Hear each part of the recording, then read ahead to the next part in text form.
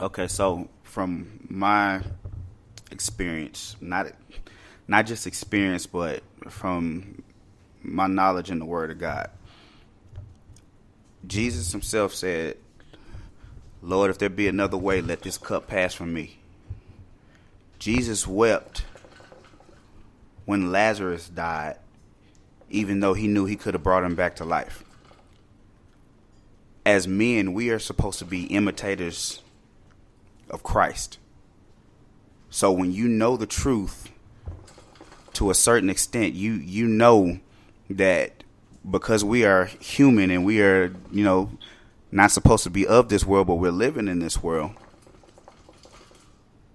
You know the truth that says that, hey, men are allowed to break down. Men are allowed to let things go. Men are allowed to cry, this, that, and the other. Now, that doesn't mean that because a man cries or this, that, and the other. Because, me personally, I'm not going to tell you no lie. I'm not a crier. I'm more of a man that says, I live by it is what it is. Because there's certain things that are out of our control. There's certain things that we're not going to be able to change. So when it's all said and done, why stress about those things if you can't change them? You do the best that you can as a man to walk in those shoes that you're supposed to walk in as a man. And for me personally, it's just a keep it moving situation. You know what I'm saying? And that doesn't mean that I just don't care. It's just that what you know that is out of your control, you cannot stress yourself over, because when it's all said and done, you're actually hurting yourself. And this is why I feel like a lot of men and women, people period, need to be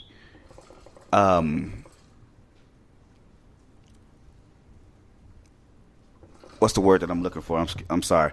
We need to be educated about what stress and what certain things do to our bodies. Because when we can eliminate those things, we eliminate things like mental illness. Because again, we turn to certain things are out of our control. Devontae? All right. Well, like KC said, some things are out of our control.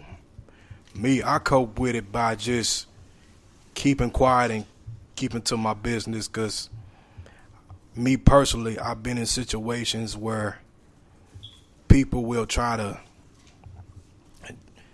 I've been in situations where people will try to mess with you, won't leave you alone, or keep putting you in problems.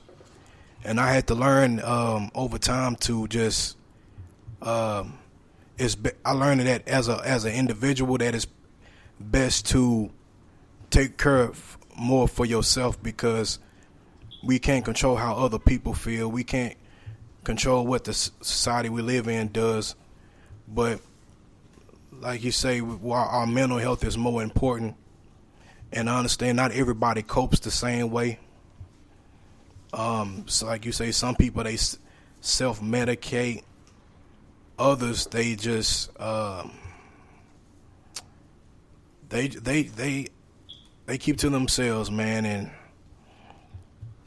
pretty much, like I say, I've always been a person to just be by myself. I realize it's important. It's better being by yourself than it is than being around people who really don't care about you. I look at it like this. I got peace when I'm by myself. I used to want a lot of friends and want to hang around a lot of people, but over time, as I got older, I started realizing the people you think are friends, or the people you think you cool with, those be the main ones to turn against you. And so, while people may enjoy the moment or enjoy you having fun and all that, at the end of the day, who's going to have your back when you fall on hard times? And like I say, some people, and me personally, I'm glad. Me personally, I have a good supportive family that actually cares about me. Now, I can't speak for nobody else, but I'm just glad that I'm able to get the help that I have. And I know sometimes you just, in the world like I say, the world we live in a selfish world where people really barely have any heart nowadays. It's all about what you can give them and how they can use you out the situation. That's what this society is built off of, and that's why I also included early on all the things I said with narcissism. As I said before, a lot of people are getting increasingly violent as the times go on, and with the influence of social media, and with the influence of all this street stuff that's going on, people feel like that's the cool way to live. But honestly, if you ever look at it, most people who live that lifestyle ain't never happy. People, they might act like they got on top of the world, and they may have it at one point. But people, when a person loses what they have, ain't nobody in their corner. Then they looking up at everybody else, wondering what everybody done went to, and ain't nobody to help them out because they squandered all their time with people who didn't care much about them and was just using them for their resources and benefits and what they could get out of that person. And like I said before, the mental thing, it's better to be by yourself and have your peace than it is to be around a whole bunch of people and not feel safe. Okay.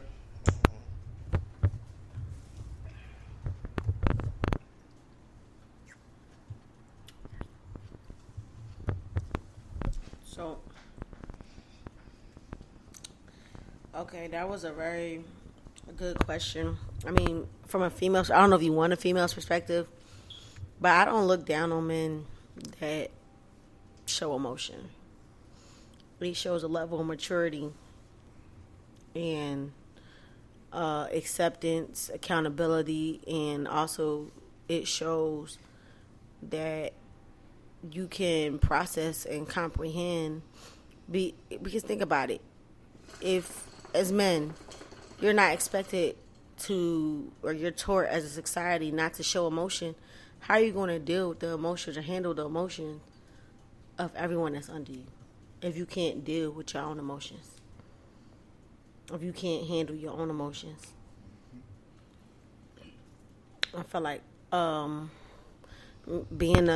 for me personally, being a survivor of domestic violence, I feel like if the people that were like that to me, if they were able to handle their emotions better, they wouldn't have resulted to violence. They wouldn't have resulted to domestically abusing me or any female, in my opinion. And how you going to teach the next generation to cope and deal with emotions when you can't do it yourself? That's why there's so much anger out here, why there's so much violence within our own community. And it's not even a race thing with the violence, because you see white people getting violent, Asians, blacks, Hispanics, Indians, all of different races. It really depends on your environment, how you were raised, the tools you were given, coping mechanisms. And me personally, I believe that you have to believe in something, whether you believe in Buddha, whether you are Muslim and you have the Quran, if you're Jewish, you're Catholic, you're Baptist, you're Christian. It don't matter. You have to have a core belief to center you in something you get morals from, in my opinion. Okay, next question.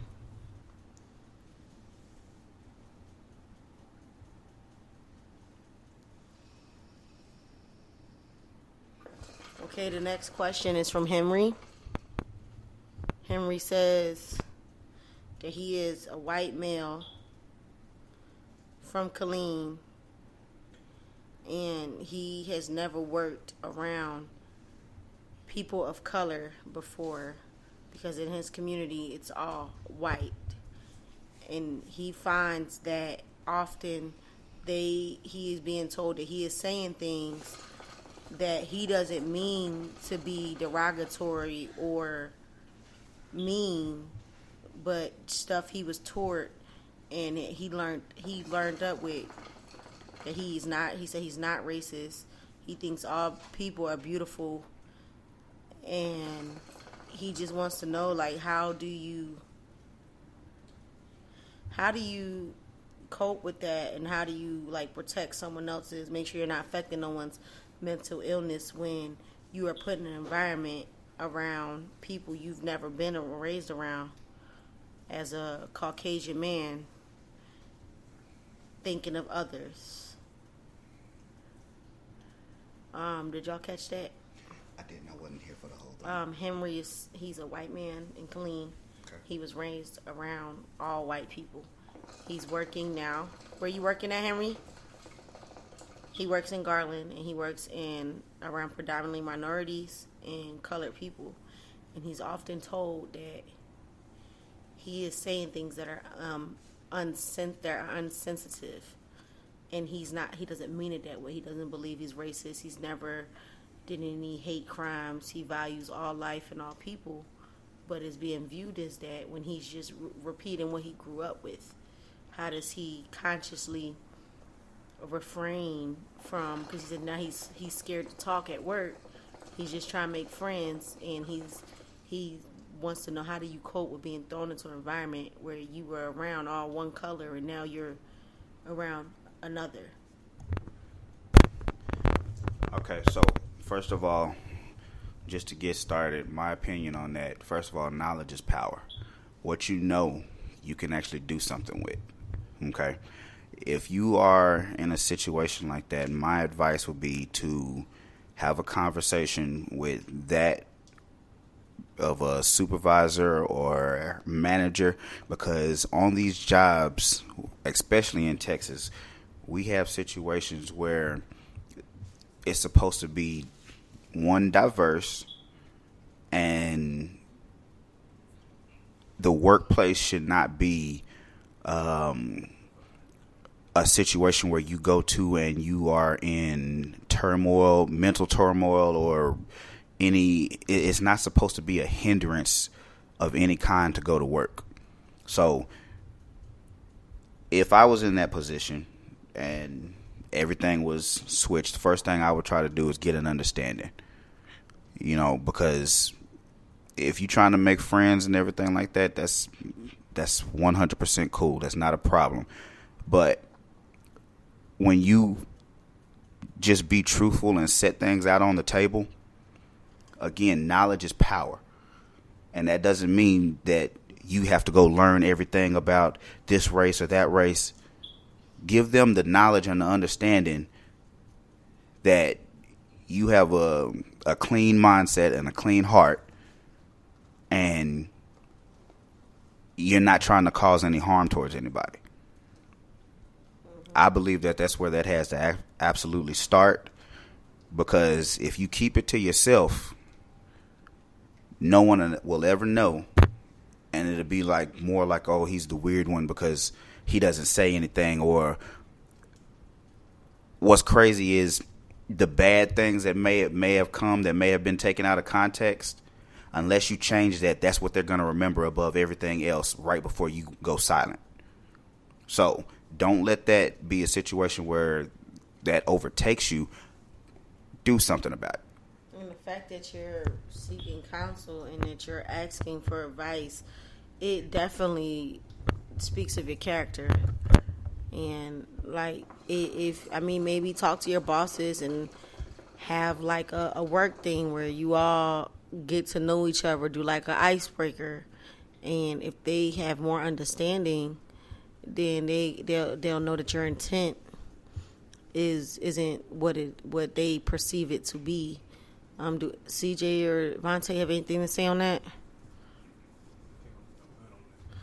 Okay, that was a good question, Henry, and I wish you the best of luck. Oh, he said his supervisors and bosses are African American as well, and they seem to dismiss him. We'll go above their head. There's always someone. What work do you do? Construction. Even with supervisors and bosses,